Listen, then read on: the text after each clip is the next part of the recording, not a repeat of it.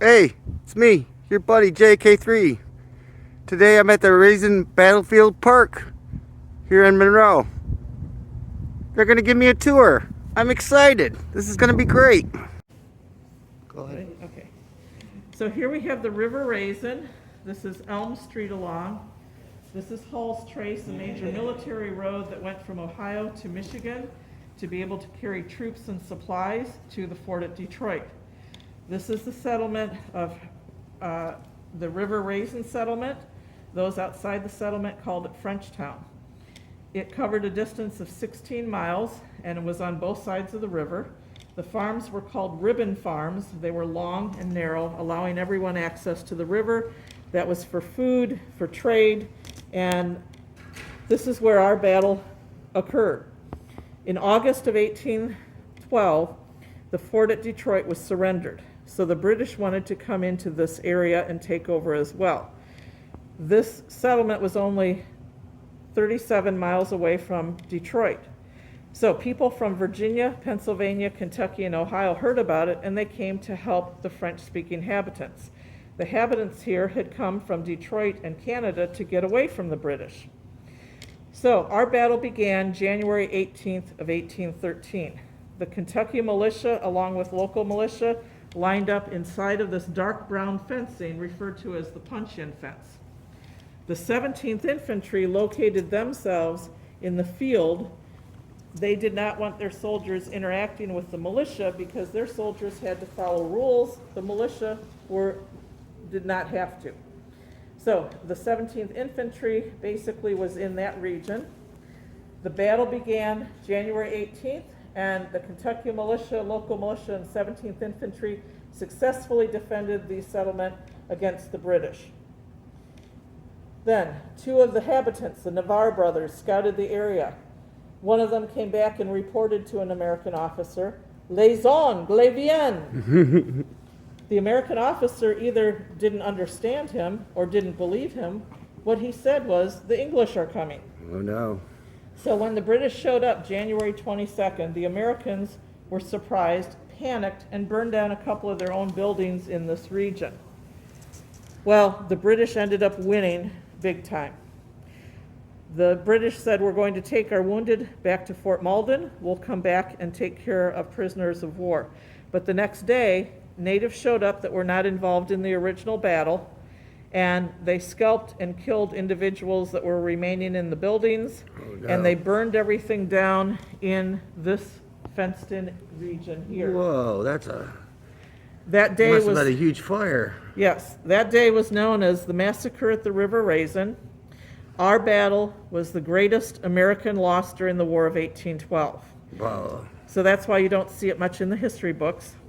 And it instilled the battle cry, "Remember the Raisin," for future parts of the War of 1812. So the people living here had lost everything. They filed claims with the government for reimbursement. The government reimbursed them, but only for the buildings. So about 50% of the population ended up leaving after the battle because it was such a severe loss. Our people working here, our volunteers, went to Washington, D.C., to the National Archives and pulled up those claims. Based on those claims, we have a very good indication of what this region is like. A few other points of interest are the home of Francois Navarre. This is where General Winchester located himself, as he knew Francois. He's about 3/4 of away from most of the action is where this is located. Today, Sawyer House is in the same location. Across from here is the home of John Anderson, who also had a store within his home. That was his business. He owned this building next to him and leased it to a Dr. Dezette, who practiced his business. And this house is of great interest because this house is still in existence. It is located at Territorial Park on North Custer, just before Raisinville Road. I've been there. It's really cool. Yes, they call it. They had like animals and different kinds of stuff all in there. Yeah, it's really nice. They call it the Navarre Anderson Trading Post today. One of the other structures of interest over here is the Wayne Stockade. This was located on the corner of Monroe Street and Elm. Monroe Street goes along here and actually veers a little bit out because it had to originally go around the stockade. Now, the stockade's purpose was so that it would serve as a protection for the settlement in case there was an enemy coming in, but the British ended up burning it down before our battle. But the local militia did train there. You also notice that the flag there is from that time period. Prior to our battle, there were 15 states that were discovered, so they put 15 stripes and 15 stars. At the time of our battle, there were 17 states, but the flag hadn't changed yet. Eventually, Congress passed an act that all the future flags would be only 13 stripes to represent the original colonies. So this is one of the few flags that has more than 13 stripes on it. And there's the flag, getting that flag up nice and close. Feel like we're almost in there. And if you go outside, over by our old visitor center, there's a walking trail, and you will see that actual flag flying, as well as a British flag that mark the pathway of our walking path. Okay. So this is representing one of the cannons that would have been around at the time. We're basically representing how they would have dressed at that time, the types of uniforms that would have been worn. You'll notice the mittens. It was very cold. Our battle occurred in the winter. About 3 feet of snow were on the ground at the time, so they had to be prepared for that. And our mannequins actually are sculpted after actual models that sat for the sculptor. Looks so and real. We've had some of those models come in, and I've met a couple of the different models. And then we have basically on the wall the depiction of who came from where during each of the battles. We have here January 18th, what the route was and where people were, and then on the other side January 22nd. So we're representing the pathway that occurred and where people were as the battle occurred. Now, are these replica cannonballs, or are these real cannonballs? I am not sure about that. Okay. I do know that the cannon that we have in the front entranceway was called a 3-pounder, and it was a British cannon, and they called it a 3-pounder because that was the weight of the cannonballs that went in it. Right. So you'll notice that it's on a sled as opposed to being on wheels like most cannons are. The wheels would not have gotten through 3 feet of snow very easily. All right. Would have. And I've seen this before, and I didn't even realize that it was because of snow, like a big old sled, kind of. right. And I'll ask kids, where would you not want to stand? Where are the two places? And immediately they go in the front. Right. But also, you would not want to stand in the back because of recoil. When this Right. was fired, it would shoot back. So people generally stood along the sides, and there were people assigned this task, and they had certain locations and certain functions in order to fire off the cannon. I think if I lit that baby, I think I would run. Can you tell me about this canoe? Sure. This is a dugout canoe. This is one of the types of canoes that Native Americans would have used. The other kind of canoe is bark canoes. So we also have a birch bark canoe and an elm bark canoe. But this is a dugout canoe. This took a lot of work. This was from one tree, a 200-year-old white pine that was harvested in Minnesota. Did you get that, you guys? This is one tree, carved out of one tree. And That's incredible. so we used a few modern tools, but we also used the original tools they would have used, such as adze and chisels, and shaped the canoe. And then we put water in it. Rocks were heated in the fire, thrown into the water to boil the water, and that was to season the wood and to make the wood more flexible. And then these thwarts All were right. put in. So this canoe actually got about 6 inches wider because of that process. It swelled then, yeah. And then we Look painted at that. it. You can see the cracks where it swelled. We also painted it. This is a linseed oil based paint. That's what they would have used back then. And the colors are also representative of the water. So we have significance of the red color and the green color. At the time that this canoe was being made, there was a sister canoe being made with the reverse colors. And that canoe is going to travel around to reservations and educate them about how dugout canoes were made. Now, What was the purpose of this? That's To, just ca- to to, carry car- the to canoe. carry the canoe? To carry the canoe on each end. Okay. And dugout canoes, as you can see, if they are left to dry, they will start to crack, so they should be put in the water frequently. So I asked, how is it that natives would have prevented it from cracking? And they said, well, at the end of the season, late fall, they would submerge them in the water. And then in the spring, they would pull them up and use them again.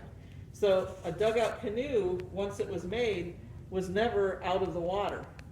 It might have been partly docked, as they went somewhere, but it stayed in the water even during the wintertime. So there are dugout canoes that have been pulled up from the Great Lakes that would have been, hundreds of years old. That's crazy. And our museum downtown does have an authentic one that was pulled up. Part of it is destroyed, but you can tell it's an old one. This is basically clothing that Native Americans would have worn during the time. This was from a blanket, and they call this kind of a jacket a chapeau. And you also see some of the accessories. This is a band that was finger woven. We also have a lot of beading here and quill work that would be typical of what they would have been using at that time. You'll see that there's probably a knife in here with an antler handle to it, and That's more cool. bead work and quilling. And you'll see then our painting, Jerry Wykes is the artist here. We have many local artists represented here at the park, and you'll see how the painting is just the perfect one to be posted by the mannequin. Little Trapper. And then what does this So- represent? In this area, we have the Kentucky Militia represented. You'll notice that the clothing here is not quite as warm as what we have over there for the Native Americans. The Kentucky Militia did not really have some of their winter clothes ready, and so they put layer upon layer and did the best that they could. We have a flag there representing the Kentucky Militia as well. The Kentucky Militia came up, some of them from Kentucky, some were scattered in Ohio fighting along the way, and they gathered up and they were a big force. This is why we fly the Kentucky flag out in front, to recognize the contribution of the Kentucky Militia in our battle. What is there a reason why that those guns are like that, or I don't just know for about just that. display purposes? Probably display purposes, yeah. Yeah, it's- To show you the type of guns that they would have had, and then also what additional things they would have carried with them, the bags that would have had ammunition and canteens and things like that. right. The Potawatomi Native Americans lived on this land originally. When the first French-speaking inhabitants came in, they came from Detroit in Canada to get away from the British, and the Potawatomi deeded the land to them. Earlier you saw the diorama, so you got to stop at this point. Can't go in. Not a problem. Okay, so earlier you saw the diorama depicting how the French lived. This is how the Potawatomi lived. Several generations, several families, all living together in the same home. In the center, they would have had a fire going, so we're going to have a simulated fire. They would have lived on the main level. Second level would be storage, and the top level would be for food. The smoke from the fire would have gone up and kept the food in good shape so that the insects aren't getting it, and openings in the top would have allowed the smoke to escape. Right. That's so This cool. was constructed with balsa wood as the foundation and elm bark on top of it. The elm bark was harvested in Indiana, and we have the bark of about 300 trees. Those 300 trees. Yes. Those trees were then sold to the logging industry. They would have discarded the bark as scrap, so we were actually saving the environment, and the wood and waste is used for this beautiful That's longhouse. so awesome. And it's Yeah. Longhouse, Long. Yes. You have an opening here. Animal hides would have been hanging, skins hanging, basically as a door. This is the east, the far is the west. We will respect native tradition, which says that the only time you exit the west is at the end of your life. Oh. We'll go in the east, turn around, and come out the east opening. Oh, so that's why it's blocked on the other end. Yes, You don't want to end your life. You want to keep our lives going. that's right. Here we have the wampum. Wampum were ceremonial belts. They weren't worn as a belt, but they would be around the sash of an individual. And they represented the terms of a contract or information about something. So if there was a treaty that was formed, a chief would present the wampum as the terms of the contract. This is what we understand that we are agreeing to. Is it okay to touch them? Yes. The belt is basically made from beads. Those beads are cut out of shells, and then it's woven on a beading loom, and that's how the wampum are created. We will have a much more extensive wampum exhibit explaining the symbols and things. We also have our wigwam over here. The wigwam would be the temporary housing that would occur.